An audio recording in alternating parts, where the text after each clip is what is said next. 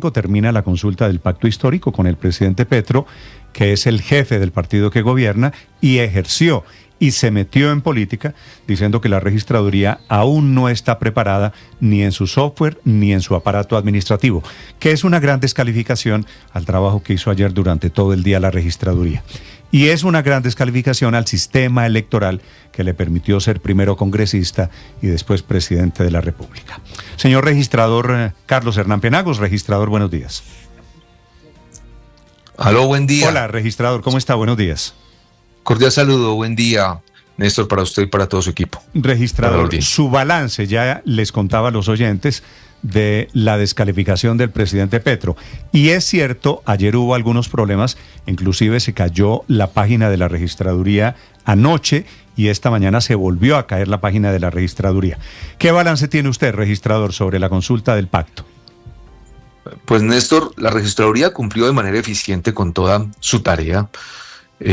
Todas las mesas de votación que se acordaron fueron instaladas sin mayores dificultades. El procesamiento cumplió su propósito y la ciudadanía pudo ver resultados de manera muy ágil.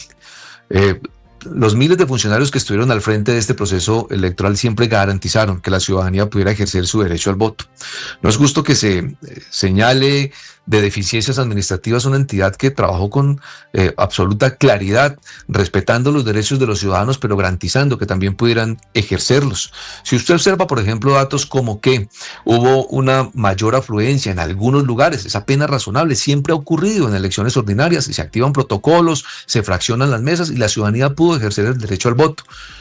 Los mismos resultados de más de 2.700.000 personas que participaron dan cuenta de que todas las personas pudieron votar sin mayores dificultades. Luego, no entiendo de dónde pueden derivarse circunstancias de esa naturaleza cuando, por ejemplo, los puestos de votación que se abrieron fueron aquellos definidos conforme al despliegue operativo de la fuerza pública. Son ellos los que nos determinan cuáles son los lugares donde se garantiza el derecho al voto. El registrador no va a autorizar que se instalen mesas de votación donde no esté garantizada la seguridad, pero también el derecho al voto libre.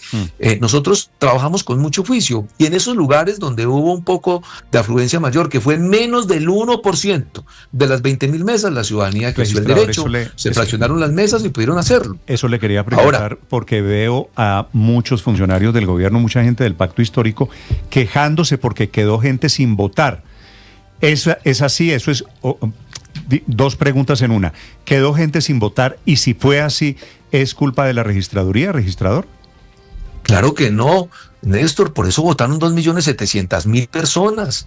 Las 20 mesas fueron instaladas en lugares donde hubo mayor afluencia. Ocurre siempre en las mesas número 1, donde votan las personas mayores, que se demoran un poco más para ejercer el derecho al voto. A veces se ralentiza ese proceso y simplemente se activan protocolos, se fraccionan las mesas. Al final, toda la ciudadanía pudo ejercer el derecho al voto sin ninguna dificultad. No hubo necesidad, o más bien nunca se limitó el derecho al voto ni hubo limitación de las tarjetas electorales.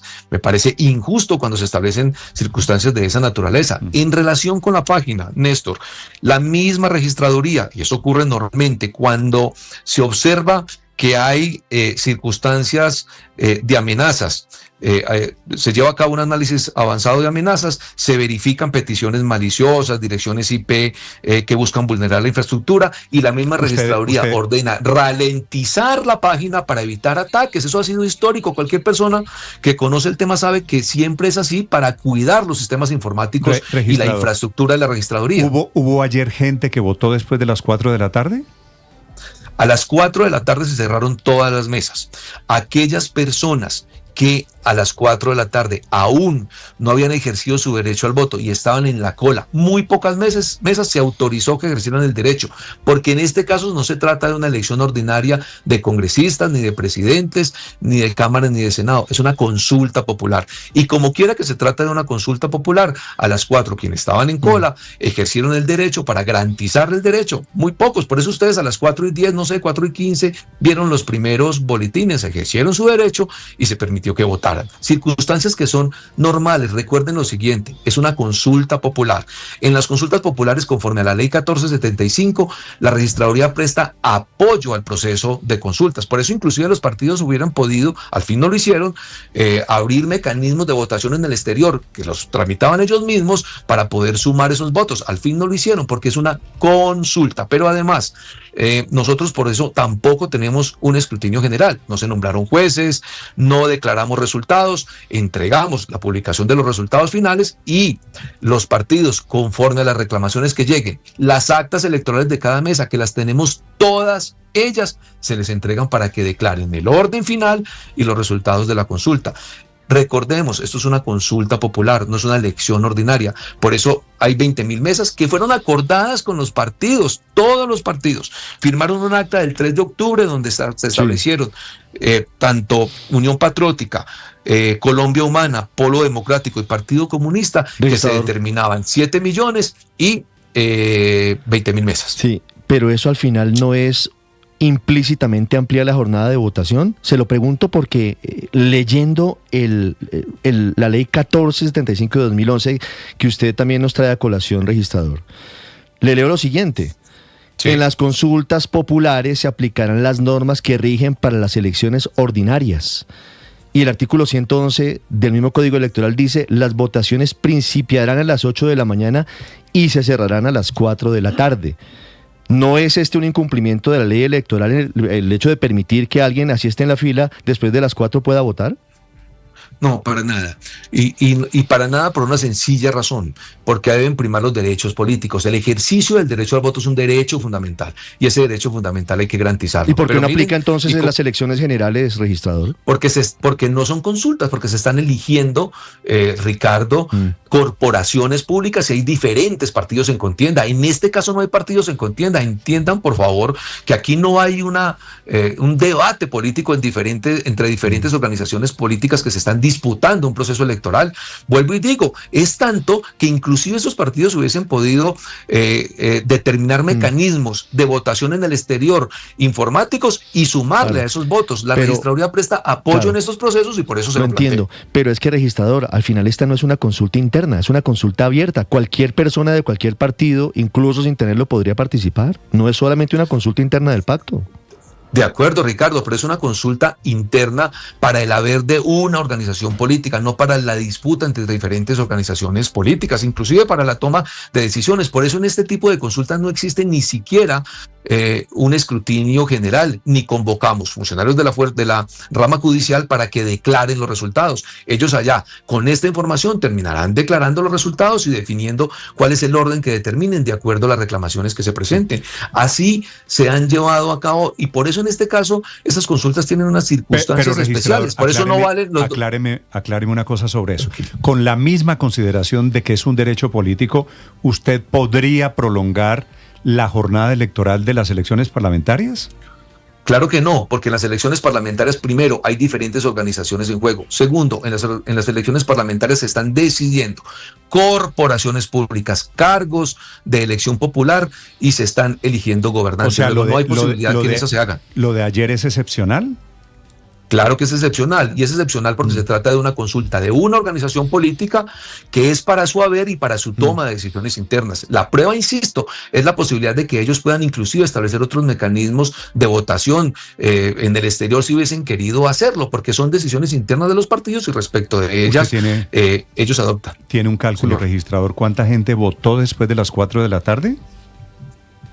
Pero se lo puedo tener, no lo tengo a la mano. Creo que fueron algo así como 60 mesas en las que habían 2 personas, 3 personas, 4 y cuarto de la tarde habían. No puedo darle un dato en esencia, pero no sé, 400, 500, por decir algo. Pero se lo puedo dar en concreto con mucho gusto. ¿Por qué dio un salto la proyección electoral? Porque hasta último momento, pues de acuerdo a las cifras que ustedes iban contando, de acuerdo a las mesas, íbamos en que iban a tener, en el reporte que usted dio a las 2 de la tarde, iba 1.200.000 votos, ¿cierto? Más o menos. Sí. Sí. Escrutado en ese momento ya el 60%, un poquito más del 60%. Pues iba más de 9, 10, 11, 12, 1, iba más del 50% de la jornada. ¿Por qué con el 60% iba 1.200.000 votos y con el 100% saltó a 2.750.000? Bueno, entonces dos cosas. Frente al tema de los anuncios que hace la registradora durante la jornada electoral, es decir, cuando no se han cerrado las mesas, lo que hace la registraduría es por voz, no es un tema electrónico. Hace un cálculo llamando a las diferentes delegaciones para que logren ubicar a los diferentes registradores y hagan un cálculo general de los votos. Por eso se dijo como a las 11 de la mañana que iban algo así como, bueno, no sé cuál era el dato, 300,000 personas, pero era un dato que se recoge por voz y que se recoge entre las 8, 9 y media o 10 de la mañana y luego a las 11 lo publicamos. A las 2 de la tarde teníamos otro dato que no es actualizado. Esos datos no son al día, son datos que se recogen por voz, que se cuentan más rápido, son las mesas que menos votos tienen.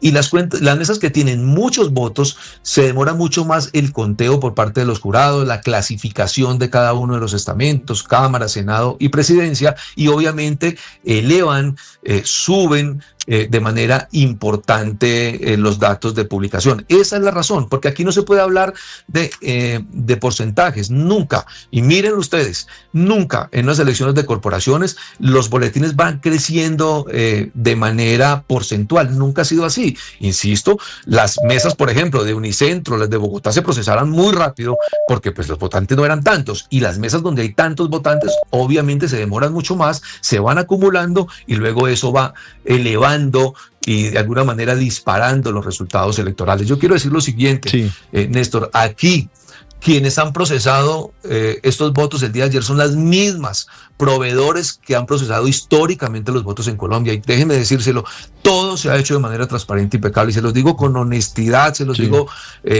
con toda claridad. Lo que ocurre es que no pueden ver los resultados de corporaciones o este tipo de resultados como un boletín que tenga que crecer de manera porcentual. No funciona así. Luego, esa es la forma en que se procesan los datos. Lo que sí les puedo asegurar es que hay prueba. Tenemos todos las actas electorales de cada una de las mesas para que los partidos decidan si esos son los resultados que definieron, si hay reclamaciones de los candidatos a Cámara y Senado. Sí. Pero aquí hemos trabajado con toda claridad, a pesar de mil cosas. Mire, solo una cosa final que quiero que ustedes me permitan decirlo. Lo primero, pues enviar mis condolencias a la familia de Nancy Valencia, una funcionaria de Alto Baudó, que en el traslado desde una vereda de un corregimiento parece que se estrellaron 2 lanchas y murió.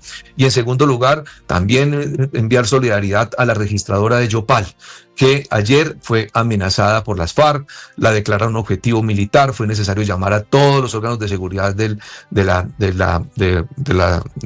Fiscalía, de la Policía, de la Fuerza Pública para que les prestaran apoyo. Hoy tiene seguridad, tendremos que sacarla de Yopal. Son circunstancias que se presentan cumpliendo el deber, Néstor, cumpliendo el deber. Una mujer que tiene que ver la registradora de Yopal con el traslado de una mesa de votación, y simplemente la amenazan, la declaran objetivo militar, le dañan su vida. Vamos a mirar para dónde la traemos, está con policías custodiada. No es justo. Sin embargo, mire, yo quiero valorar la labor de esa mujer. Enfrentó las elecciones todo el día, todo el día, claro, después de una circunstancia eso hay que destacarlo, la tarea de todos los funcionarios de la registraduría.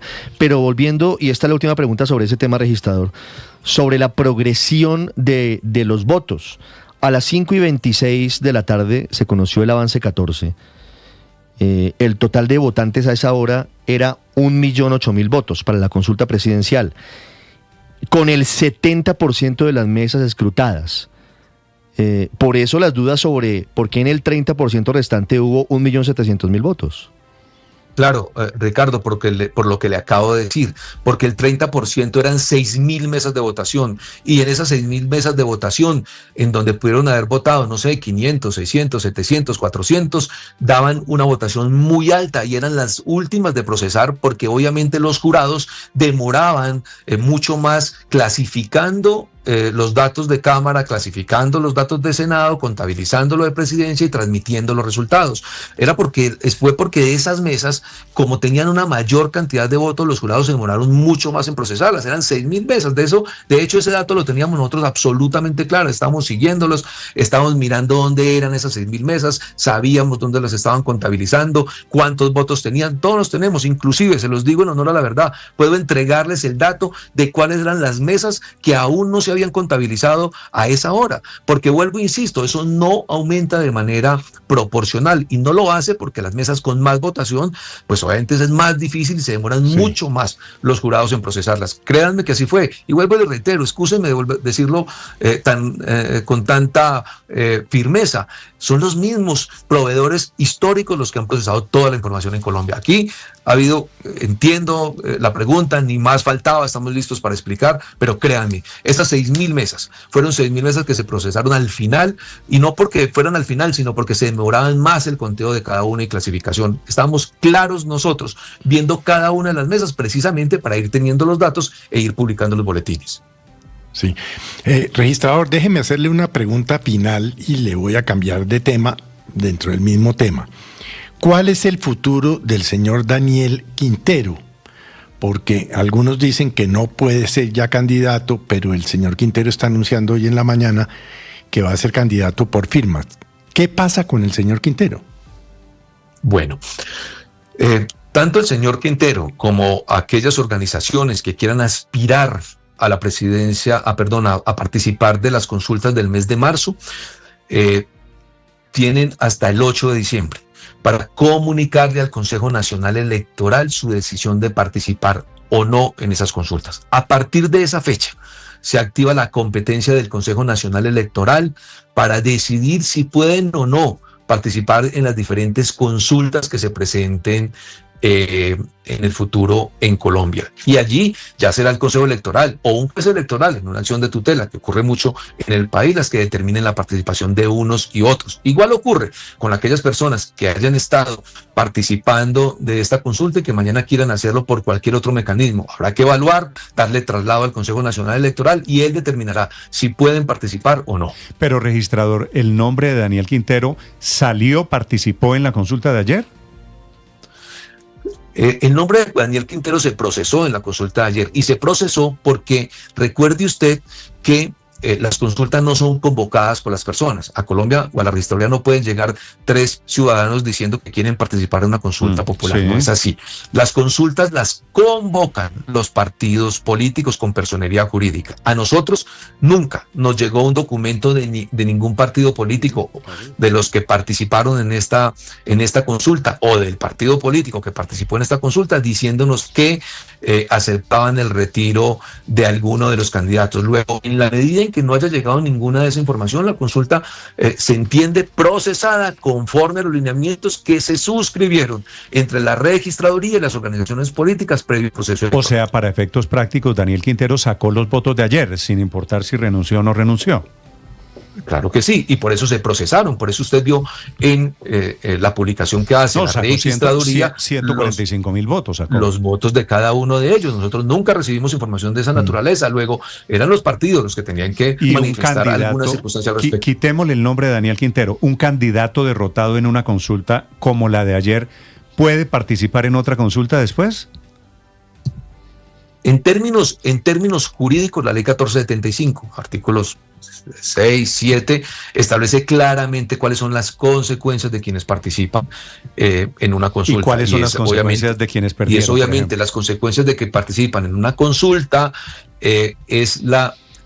Usted me pregunta respecto de participar en otra consulta o respecto de participar en una diferente. ¿Cuáles son los efectos de haber participado en esta y de haber perdido? Porque una cosa es ganar y otra cosa es perder para estos efectos. Es que quien participa en una consulta se somete a las normas que establece la ley 1475 y tendrá que acompañar las decisiones que tomen los partidos que hacen parte de esa consulta. Esa persona, luego, así funciona. Sí, es decir, esa persona, doctor Penagos, quitémosle nombre propio, no podría participar ni en marzo ni en mayo. Es decir, ya queda por fuera de la carrera presidencial.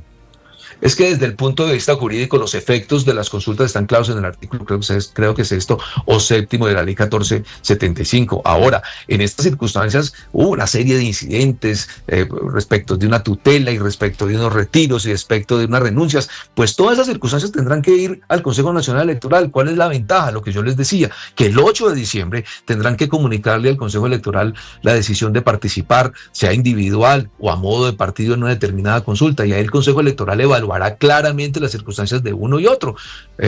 Y esa evaluación permitirá que el Consejo, previamente, con el suficiente tiempo, simplemente declare quiénes pueden participar o no en las consultas de marzo. Un candidato como Quintero, que participó en la consulta de ayer, que sacó 145.000 votos, señor registrador, ¿puede ahora dedicarse a recoger firmas para otra candidatura presidencial? Dedicarse a recoger, pues en teoría, hoy no hemos tenido, digamos, o por lo menos en la mañana de hoy, no conozco ninguna solicitud. No, es que Quintero está anunciando hoy eso. Quintero está anunciando que se dedica a recoger firmas para su candidatura presidencial. Bueno, el proceso de recolección de firmas opera de la siguiente manera: hay que constituir un grupo significativo, un comité promotor. Ese comité promotor llega a la registraduría, propone un candidato, la registraduría avala el candidato para que empiece el proceso de recolección de firmas. En estas circunstancias, si ocurre una circunstancia de esta naturaleza, lo que tendría que hacer la registraduría es enviar esa solicitud al Consejo Nacional Electoral para que evalúe, en función de las consultas que se llevó a cabo, o no recoger firmas, y si está en condiciones jurídicas de hacerlo o no.